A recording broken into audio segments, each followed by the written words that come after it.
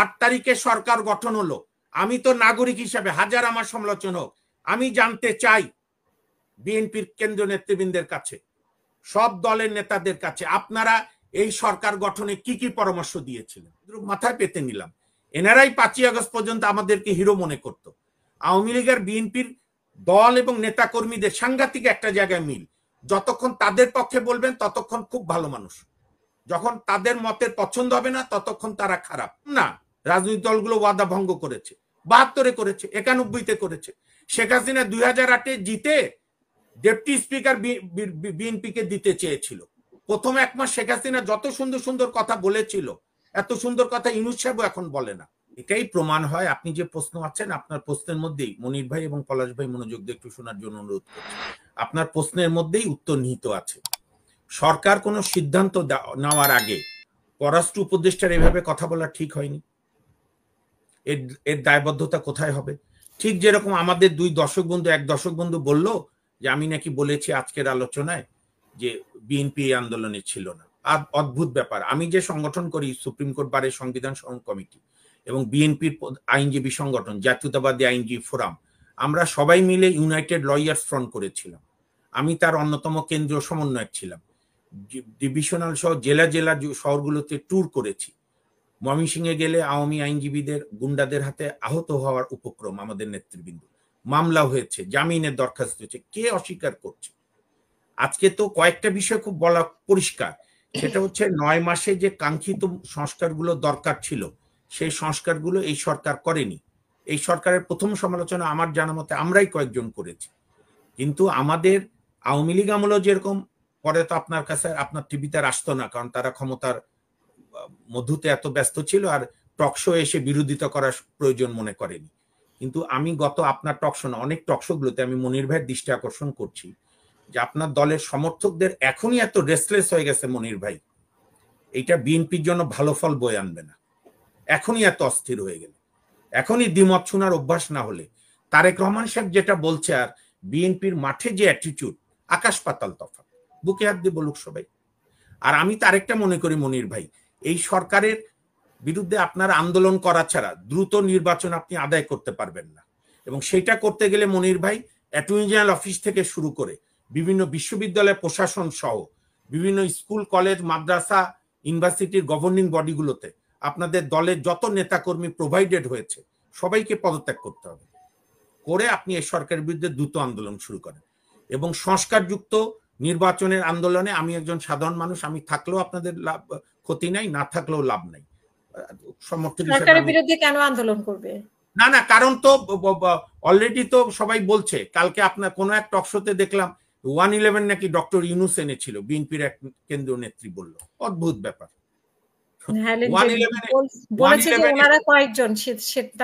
ইউনূস তখন সিনেই ছিল না।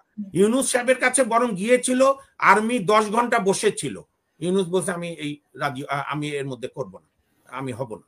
বাট এটা তো সত্যি যে উনি তখন একটি দল করতে চেয়েছিলেন, না সে পারেনি। ঠিক আছে, আপনি ইউনূসকে মানলেন কেন? হাসিনা আক্তার, আপনার বিএনপি, জামাত, তারপরে ওর নাম কি, মান্না ভাইদের শ্রদ্ধেয় গণতন্ত্র মঞ্চ, ইসলামী আন্দোলন, হেফাজত, 5 তারিখে হাসিনা পালিয়ে গেল, 8 তারিখে সরকার গঠন হলো। আমি তো নাগরিক হিসেবে হাজার আমার সমালোচনা হোক, আমি জানতে চাই বিএনপির কেন্দ্রীয় নেতৃবৃন্দের কাছে, সব দলের নেতাদের কাছে, আপনারা এই সরকার গঠনে কি কি পরামর্শ দিয়েছিলেন? আপনারা তো প্রত্যেকটা বৈঠকে গিয়েছিলেন, সেনাপ্রধানের ডাকও গিয়েছিলেন, শাহাবুদ্দিন চুপ্পুর ডাকও গিয়েছিলেন, 8 তারিখে হাসি হাসি মুখে শপথ গ্রহণে গিয়েছেন। এবং এই সরকারের সঙ্গে আলোচনা করে বিশ্ববিদ্যালয় সহ সুপ্রিম কোর্ট সহ বিভিন্ন প্রতিষ্ঠানে আপনাদের বহু দলের নেতাকর্মীরা প্রোভাইড হয়েছে। এবং ন্যায় বিচার, আপনি প্রশ্ন করছিলেন যে এই সরকারের আমলে ন্যায় বিচার হয়েছে কিনা। পূর্ণাঙ্গ ন্যায় বিচার না হোক, বিএনপি তো ন্যায় বিচার পেয়েছে। বেগম জিয়া মুক্তি পেয়েছেন, ট্রিটমেন্টের জন্য বাইরে যেতে পেরেছেন। বেগম জিয়ার সমস্ত মামলা প্রত্যাহার হয়েছে, তারেক জিয়া সাহেবের সমস্ত মামলা প্রত্যাহার হয়েছে সুপ্রিম কোর্ট থেকে। যে সুপ্রিম কোর্ট 4 আগস্ট বিএনপির কোনো মামলা শুনতো না, বিএনপি শুনলে লাভ দিয়ে উঠত, সেই জজরাই আপনার খালাস দিয়ে দিয়েছে তাড়াতাড়ি আপিল বিভাগে যাওয়ার জন্য। আমি তো মনে করি 8-9 মাসে যে সংস্কারগুলো এই সরকার আন্তরিক হলেই করতে পারত, এই ব্যর্থতা বা এই অনিচ্ছা তো এই সরকারের সমালোচনা আমি করবই, কিন্তু আমার প্রশ্নের দ্বিতীয় পর্যায়ে আমি থাকি না থাকি, ডক্টর কাজী মনিরুজ্জামান সাহেব আমার অত্যন্ত শ্রদ্ধ মানুষ, একজন সংগ্রামী রাজনীতিবিদ। আমি আর পলাশ ভাই যেটা বলছি যে এখন আজকে মে মাসের 4 তারিখ, বিএনপি একটা বড় রাজনৈতিক দল, ভবিষ্যতে নির্বাচন যেদিনই হবে বিএনপিকেই মানুষ ভোট দিয়ে জিতাবে, কারণ বিএনপির এখন একটা আবেগ আছে। কিন্তু এই যদি অ্যাটিটিউড হয় তাহলে তো মানুষ 91-এর মতো আবার স্বপ্নভঙ্গ হবে। বাংলাদেশে একটাই সংস্কার হয়েছিল, বেগম জিয়া কেউ বলে বাধ্য হয়ে, আমি বলবো না শুভবুদ্ধির উদয় হয়ে আন্দোলনের মুখে উনি তত্ত্বাবধায়ক সরকার ব্যবস্থা করেছিল। আর তো কোনো প্রতিষ্ঠানের সংস্কার হয়নি। আজকের যে দর্শকরা আমাকে আর পলাশ ভাইকে ডাবল মহাজ্ঞানী বলে বিদ্রুপ করছে, আমি এই বিদ্রুপ মাথায় পেতে নিলাম। এনারাই 5ই আগস্ট পর্যন্ত আমাদেরকে হিরো মনে করত।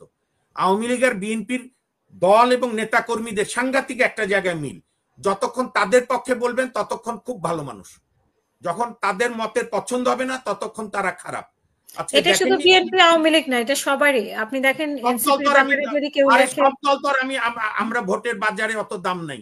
আপনি নিশ্চয়ই দেখেছেন যে ফারুকীকে প্রশ্ন করার পরে 3 জন সাংবাদিকের, আমারটা শেষ করতে দেন। ফারুকী তো ফারুকী তো কোনো রাজনীতি করে না। ফারুকীকে আপনি এনেছেন কেন? তখন সব দল মিলে অপোজ করলো না। সেটা কে বসিয়েছে? সেটা কে বসিয়েছে? আমার কথা শুনে।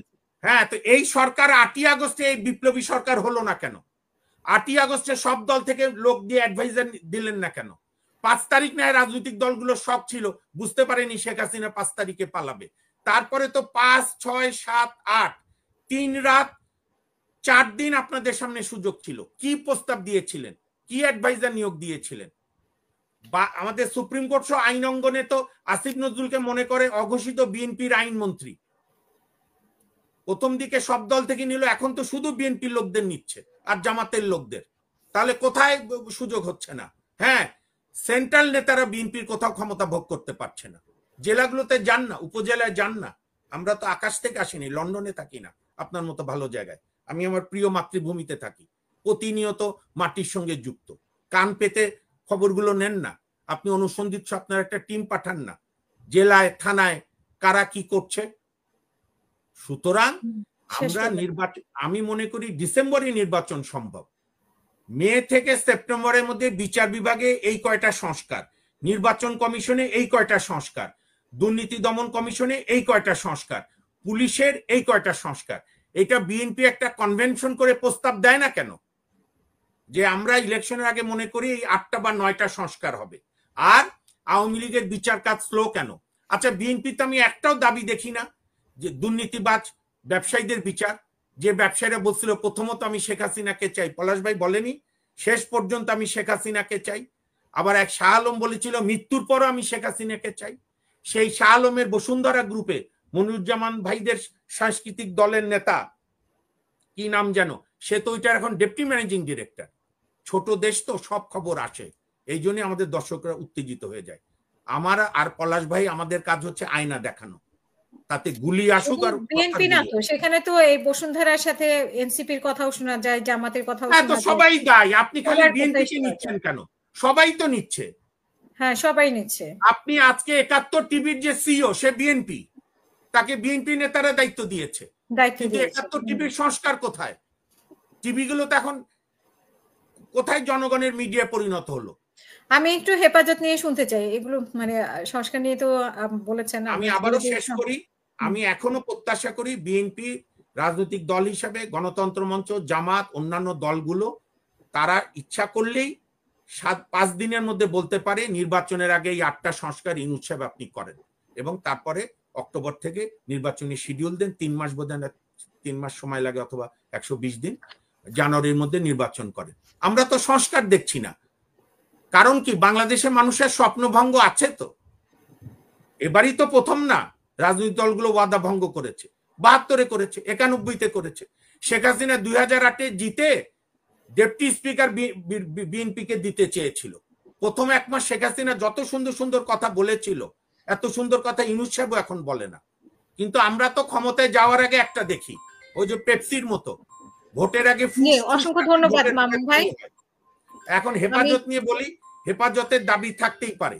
আর প্রথম কথা, মহিলা কমিশনের যে প্রস্তাব, এটা প্রস্তাব মাত্র, এর অনেকগুলোর সঙ্গে আমারও দ্বিমত আছে, কিন্তু তাই বলে শব্দ চয়নে অনেক সভ্য হতে হবে, ভদ্র হতে হবে।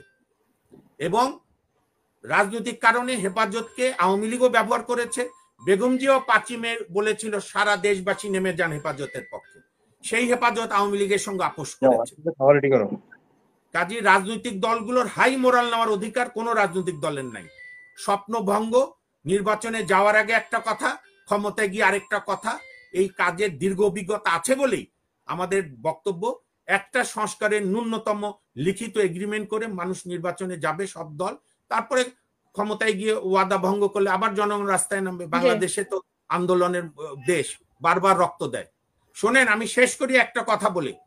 স্কুল ছাত্র ক্লাস 10-এর আনাস, এই যে আমাদের ইয়ার কাছে এই চাংখারপুলে মাকে চিঠি লিখেছিল, মা আব্বু জানকে ক্ষমা চাই, আমি আর থাকতে পারছি না, ভাইরা জনগণ মাঠে নেমেছে।